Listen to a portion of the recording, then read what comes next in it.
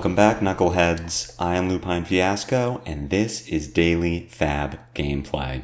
For anyone who's new to the channel, welcome to the jungle. What we do here is review replays of games that I played on the Talishar client days or weeks ago, after enough time has passed, that I lose my bias and can more objectively judge the quality of my play. I will talk through turn cycles and give my thoughts on the line I would take now, compared to the line I took then at the time of recording. We either reinforce good play patterns or identify areas for improvement for the purpose of tightening and improving our gameplay in the future to take down paper events like the upcoming Skirmish and ProQuest season, and most importantly, walk away with that shiny cardboard. If you'd like to check out the list I'm playing here or try it for yourself on Talishar, there is a FaB deck link in the video description below. While you're down there, if you haven't already done so, please consider a YouTube subscription. It is the best free way to support me and to make sure that you see daily FaB gameplay in your video feed 5 days a week. The best paid way to support me is through Patreon, and a Patreon link is also in the video description. A Patreon subscription will get you access to the DFG Discord and the shiny cardboard Talishar card back. At higher tiers, your name will appear in every DFG video, and you could receive bonus DFG content every week. Daily FaB gameplay will always be free 5 days a week, so those who can afford to patronize me, I truly appreciate it. I also now am on X, and if you would like to see memes, inane comments, and the occasional self-promotion, head on over to X and follow Lupine Fiasco. Now, without further ado, let's talk about our sideboard and about our game plan. The Kayo mirror is spooky because you either gain or lose 5% to win, according to FaB stats, based on whether you win or lose the die roll. This mirror is not as polarizing as the Zen mirror is, but you absolutely do start off in a worse position based on a pure 50% chance. And we have lost the die roll. We will be going first in this matchup. If you win, you want to go second so that you can block anything your opponent throws at you on turn one. I don't believe there is any special sideboarding to do if you do lose the die roll. I don't recommend putting cast bonus into your deck if you are chosen to go first just to try to high roll, because you can win from behind. You can outplay your opponent. You can outdraw blood rushes, discarding beast withins, etc. And cast bones is a miss. If you don't draw it in your opening hand, which you are statistically unlikely to do, it can come back to haunt you later. So I don't recommend putting it in here. As far as outplaying your opponent, hard to do. It's very draw dependent. If you draw your blood rushes and they don't, that's a great way to start. Notably, the Kayo that uses their flesh bag first usually loses, because you want your flesh bag available to stop your opponent's big turn. And usually if you're using it first, it's because they found their big turn before you did, which is always detrimental, or you're using it to survive, which is never the spot you want to be in. You want to be getting extra value from your flesh bag. You want to interrupt your opponent's big turn. You don't want to use it just because you could turn Claw Bear Fangs into just Bear Fangs or just Claw.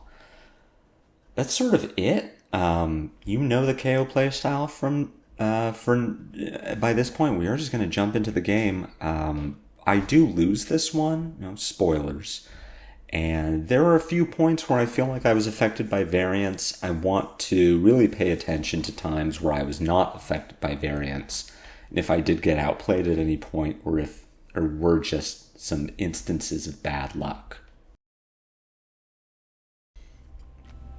Already, the opening play here is pretty simple. We are just going to discard Agile Windup. It is extremely unlikely that our opponent drew into a hand that is affected by the weakest link. More likely, we are just giving them the opportunity to filter.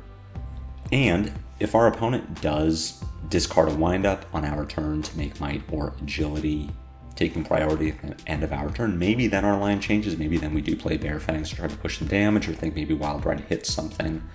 But of course, this being turn 0, our opponent draws up at the end of the turn.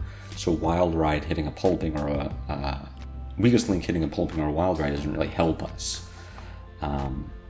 We are just going to discard Wind Up, make Might and Agility, and then pass the turn, not giving our opponent the opportunity to filter. And we will be arsenaling Bear Fangs so that we have our Weakest Link to block with if we need it.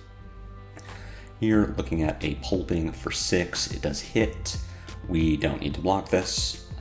Our hand is really good. We have 2 blues, we have Weakest Link, we have a Bear Fangs and Arsenal.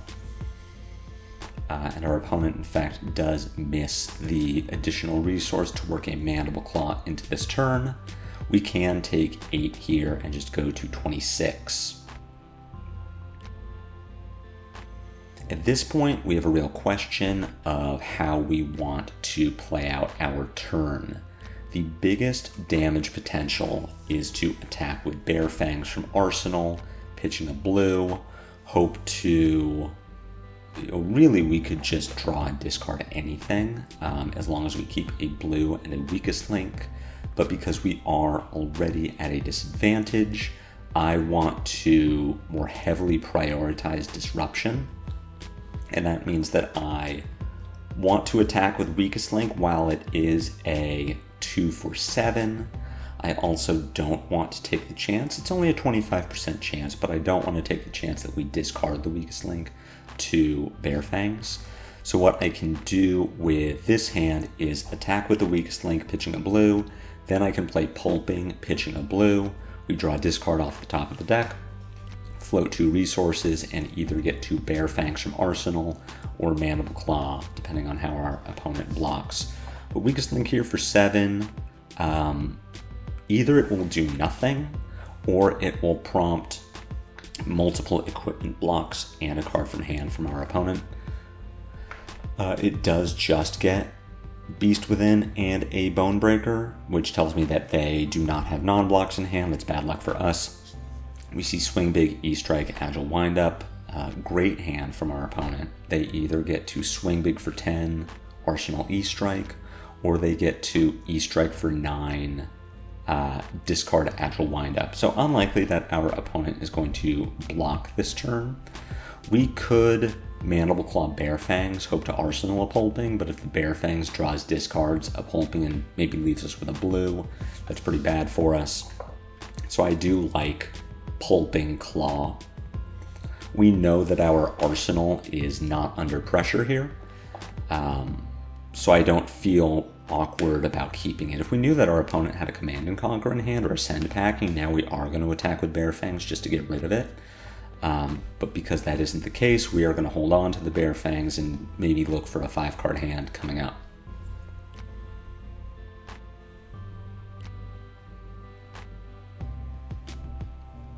We do have a Swing Big coming for 10. Our opponent choosing to hold an E-Strike for the Arsenal.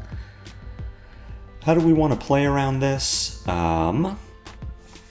We would ideally be attacking with Wild Ride Mandible Claw Bear Fangs, which says that we do want to hold our Wild Ride and at least 1 blue. If we blocked with a blue, that gives us a higher chance of discarding Beast Within to the Wild Ride. If we keep 5 cards, we are expecting that our turn will look like Wild Ride, Claw, Bear Fangs, probably Arsenal something, but that Arsenal might just be a Beast Within. If we keep 5 cards and discard the Beast Within to the Wild Ride, maybe draw into some more action, then we either get to keep our Bear Fangs and Arsenal, or we get to work a 4th attack into our chain. It is just awkward because there is a lot we don't know. We don't know if we're going to discard our Beast Within. We don't know what the top card of our deck is. We don't know how many blues we're going to have to play with. But I believe the best way to use this hand in such a way that we know what our turn is, that we know our turn is Wild Ride, Claw, Bear Fangs, is to just take 10 here. I might want to start looking at converting some armor into life. Maybe we block with sash and leathers, just to make sure that we are getting those points of life. It means that we can't block a CNC or a send packing later on, but we at least still have Fleshbag and Bonebreaker to cover some of those breakpoints. So maybe we do just block 4 with sash and leathers, and then look to convert a 4-card hand, 5-card hand even. Just blocking with sash.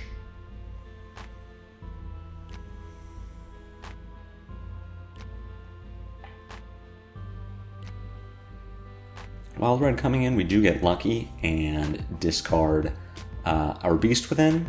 Unfortunately, we do hit a Blood Rush with the Beast Within, so we take an extra point of damage. We do get a blue into our hand, a yellow into our hand, which is going to either give us resources to pay for Claw, or potential resources to pay for Bare Fangs. But losing that Blood Rush does hurt, and that's where I'm thinking maybe some of the variants here came back to bite us. Losing that Blood Rush really does hurt. Attacking with Wild Ride for 7. The follow-up to this is going to be Wild Ride for 6, pitching Agile Windup. We float 2 resources, and at this point, we have a decision to make because we have to consider our opponent's Fleshbag.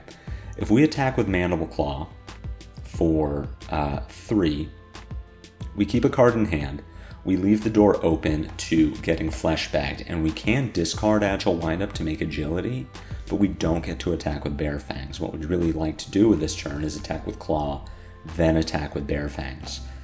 That being said, our alternate line is to attack with Bare Fangs, draw a discard, hope that we discard the Agile Windup, and maybe draw into a red that we get to put in Arsenal. But if that doesn't happen, if we just have this Agile Windup, we either discard it to make an Agility, which is a bad rate, or we Arsenal it and have a 3 for 6 in our Arsenal, which is terrible. So what I like doing here is attacking with Mandible Claw for 3. We leave the door open for getting Fleshbag, but if we do get Fleshbag, now we have the opportunity to make it worth a lot less value. Or we don't get Fleshbagged and we get to Bare Fangs for 8. So our turn does look really good. Hitting the Blood Rush off of Beast Within is tragic, but just getting an extra card off of Beast Within was really good. That was worth 5 points of damage, 3 points of damage. That Blood Rush was, that Wild Ride was worth 9. Looking at what we're dealing with here is E-Strike for 8. The hand that we draw into is kind of, we don't want to play 4 cards, because at this point we really are opening ourselves up to a bad Fleshbag.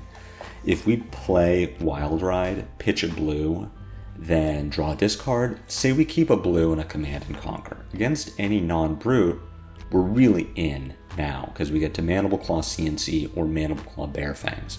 Problem is, if we play a Wild Ride, draw a discard a blue, draw a discard into a blue and one of these reds, and then we get Fleshbagged, and the Fleshbag takes the red, the Fleshbag takes the blue. Now our line is pitch a red, attack with Claw, Arsenal a blue, and that's terrible. We don't want to take the chance of getting Fleshbagged here and having it just ruin our turn. Where we are unlucky, where this turn could have been a lot better, is if this Assault and Battery was a 6. Say this was a Wrecker Romp and we got to trigger our Bonebreaker. That would have been solid. Our CNC would attack for 8, and Kayo would need to give us 2 cards from hand or give us a card from hand and 3 pieces of armor. Unfortunately, we don't get to trigger our Bonebreaker, and our CNC will only attack for 7, which says that Kayo gives us a card from hand, sash, and leathers, then keeps 4 cards. But it's the best option we have. We block with Assault and Battery, we pitch Wild Ride to attack with CNC, and then we Arsenal Bare Fangs. Do we want to give armor along with the Assault and Battery? I think we do. I think we're okay to give leathers. I don't think we need to block with Bonebreaker just to get armor value, that we should have some time to do that. We could block with leathers Bonebreaker, and CNC take 1 point, go down to 15. Then on our turn, we attack with Bare Fangs, pitching our blue and hoping that we get to Arsenal a Wild Ride. Maybe that is the best line. The Bare Fangs would very likely be attacking for 10. Our opposing Kayo is only at 12. Even if they give us Savage Sash and Leathers, they take 6 points down to 6. We've made a Might. We hopefully Arsenal a Wild Ride, and now even with 5 cards in our opposing Kayo's hand, we still have our Flesh Bag, and if we can live through a 4-card turn, then we are in a good position to win even through Flesh Bag. But I do think that attacking with CNC at least pressures our opponent away from a big turn. It's hard to say, really. The Bare Fangs attacks for more damage than the Command and Conquer, but the Command and Conquer is actually forcing Kayo to respect it in some way. I think I don't like this line. I think I would rather attack with the Bare Fangs, and it is only because CNC is attacking for 7. If that Assault and Battery triggers Bonebreaker and we get a second Might, CNC for 8 is incredible. It's the best line, really, in our deck. But because CNC is only attacking for 7, I think what I would rather do, where I lost some value this game, is I should have blocked with the CNC Bonebreaker Leather, still been at 15, and then attack with Bare Fangs, very likely for 10. Let's see what the first card, it would have been a Run Roughshod if we had discarded the Wild Ride. And Run Roughshod in Arsenal is fantastic. I mean, it is not as good as a Wild Ride, but still very good, still very okay. Got a Pulping coming from our opposing Kayo, attacking for 5, go again, Dominate. The follow-up here, we're thinking, is going to be Mandible Claw. I mean, the worst case, of course, is Mandible Claw 2 for 6. And that would take us to 1. If it's 5, 3, 6, that puts us to 1. We can block with some armor. Our hand does not convert super well to offense because of Flesh Bag. If we pitch our Mighty Wind-Up to attack with Mandible Claw for 3, then discard Agile Wind-Up to make Might Agility give it a go again, we are leaving Run Roughshod or Weakest Link in our hand to get hit by Flesh Bag. In either case, that is bad. We get to pitch one of them to attack with the Bare Fangs in our arsenal, but also worth noting is the Bare Fangs in arsenal is not threatening lethal.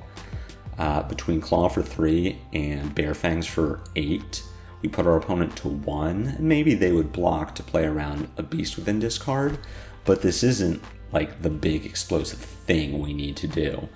So what we will want to do instead, still playing around Sash, is at least threaten lethal.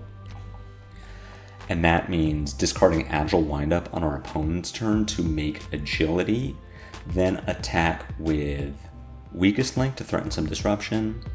Break Sash, attack with Weakest Link to threaten some disruption, and then attack with Bare Fangs to threaten lethal. So we can take 5 from Pulping. I believe our best line here is take 5 from the Pulping, then get hit by Claw and use our Flesh Bag on the Claw. I don't like using Flesh Bag here because we still get attacked by Claw. Our opponent just pitches whatever's in their hand to attack with Claw, and then we lose information. And this is even worse because it's a Run Roughshod. And this is where I'm thinking, oh, we did kind of get screwed over by variance here. I don't know what this other card in our opponent's hand is, and I will not hover over it at the end of this game, so I have no way of knowing how much we got punished. For all I know, this card in their hand is another Run Roughshod.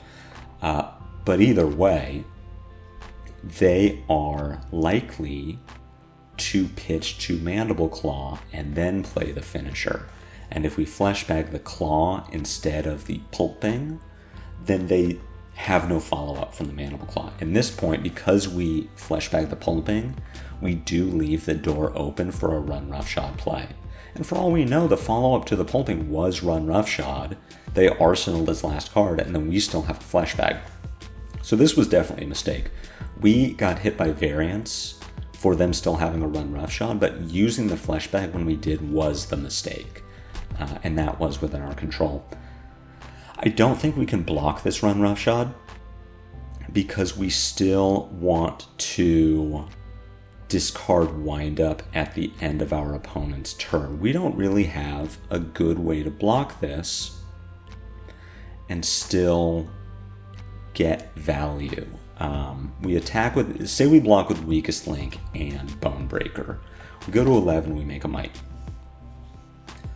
We could pitch Mighty Windup to attack with Mandible Claw. Keep Run Roughshod and Agile Windup in our hand. If we get fleshbagged, we discard the Windup, make Might and Agility, and then our turn ends because we have one resource. Maybe we break Sash and attack with Bare Fangs just so that we don't take an intellect penalty. But that's pretty bad. We're not threatening lethal. If we block with Run Roughshod, we take 2, go to 10. Maybe that's the line. And then we attack with Weakest Link, pitch our Mighty Windup, discard Agile Windup, go in for 6, make Might and Agility, hope that our opponent has a non-block in hand so that they actually are incentivized to block the Weakest Link. Even so, they have 4 cards and a Sash. Us drawing a card doesn't help us because we don't have an action point. I suppose what we could do if we really wanted to go for it is block with Run Roughshod, take 2, then roll Scabs. Hope to hit a 4, and then we get to break Sash, attack with Weakest Link, discard Agile Windup, attack with Bare Fangs. We're threatening disruption and lethal. Maybe that's how we bail ourselves out. We are just in a bad position. This Run Roughshod puts us into a bad position. The fact that we don't have a fleshbag anymore puts us in a terrible position. So maybe we do need to go for the Hail Mary, where we just take 5, go to 7, roll Scabs, and hope it works out. Could be. As far as how to block this, I think we don't. I think we do just go to 7, we discard Windup, make an Agility, break Sash, Weakest Link for 6, go again, Bare Fangs. We threaten lethal, not through armor, but we are threatening lethal. And we are potentially forcing our opponent to block the Weakest Link. This is another situation where not having Might really hurts us. Weakest Link for 6 does get covered by Fleshbag, Leathers, and a 3 block. Weakest Link for 7 would ask for more cards. I do think this is our best line given the circumstances. We are just hoping that our opponent stumbles or draws into the brute hand that has like a 2 block and 3 no blocks. Could certainly happen, just unlikely. We see the downside of not having a Might for the Weakest Link. We do get to discard Mighty Windup to make 2 Mights and dodge any real downside from the Fleshbag. We do Bare Fangs. The Bare Fangs hits a Blood Rush, which is unfortunate. Our opponent stays alive at 6 instead of going to 4. But as you'll see, this doesn't really matter. We do get Blood Rushed.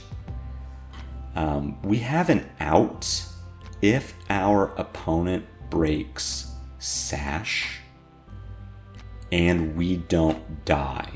We can block 8 with Assault and Battery and Beast Within. Our Beast Within will block with Bonebreaker to make us a 3rd Might, which says that Pulping now attacks for 9. And if our opponent breaks Sash on this turn, then they are dead to Pulping for 9. Unless we miss the draw discard. But if we hit the draw discard, they can only block with 3 from hand and then die. Unless they play Reckless Swing. That asks that our opponent attacks for... We can block 8. We need them to attack for less than 16. Believe if my math is correct. Which, like, maybe? Maybe there's a world where that happens. Mandible Claw for 6 says that we are going to block with Bonebreaker, and we should block with Bonebreaker and Beast Within. I don't think it particularly matters, but I would just like to get that value, and I want to get Beast Within out of my hand because I'm not in a position where I want to be taking damage from the Beast Within discard, but Swing Big does just put the game away. We can survive this, but not in a way that lets us do anything. We need to block with Beast Within and Smash Instinct. That would put us to 1. We cannot do anything on our turn with just a Pulping, so we arsenal it. Our opponent still has 5 cards with Sash, so we have lost the game at this point. That's why I said that second Blood Rush discard didn't matter. Our opponent would be at 4, we would not get to play the Blood Rush. And our opponent didn't break Sash to make this turn happen, so Pulping for 9 doesn't win the game. Our opponent can block 4 and stay alive at 1. So we do just eat the loss here. Really interesting one to watch back. The play with the Flesh Bag is very interesting. So we outvalued our opponent by 2 value per turn. In theory, if we had the extra turn from having gone second instead of first, we would have won this game easily. If we're outvaluing our opponent almost 2 points per turn. Our opponent did get the first and only Blood Rush of the game. That said, it's hard to justify that as like, oh, and that's why we lost. I think we did get some bad variants. Losing a Blood Rush to a Beast Within is hard. At the same time, the Beast Within still drew us a card and got us extra damage on the turn it was discarded. The big one was just the Flesh Bag. We screwed up the Flesh Bag. If we had more life to play with, then it's very possible that we get to survive the Swing Big. And if maybe some other draw discards go our way, if we have extra might at any point during the game, then we do get there with the Pulping. Very interesting mirror. I think that the Kayo mirror is very winnable if you do lose the die roll. You just have to play much smarter than I did. So the Flesh Bag block, huge thing to internalize. Wait for your opposing Kayo to attack with the Claw, because if they attack with Claw, then you Flesh Bag and you stop whatever the follow-up is. If they don't attack with the Claw and just attack with whatever their 2 for 6 or 2 for 8 is, then you still have Flesh Bag. And that's really important. I hope you enjoyed this game. I hope you learned something. If so, be sure to take that like button to Pound Town. My comments are always open for any questions or feedback. If you haven't already done so, please consider a YouTube subscription. It's free, it helps me out a lot. I have a Patreon, I have a Twitter. Those links are in the video description below. And until the next time I see you on Daily FaB Gameplay, take care.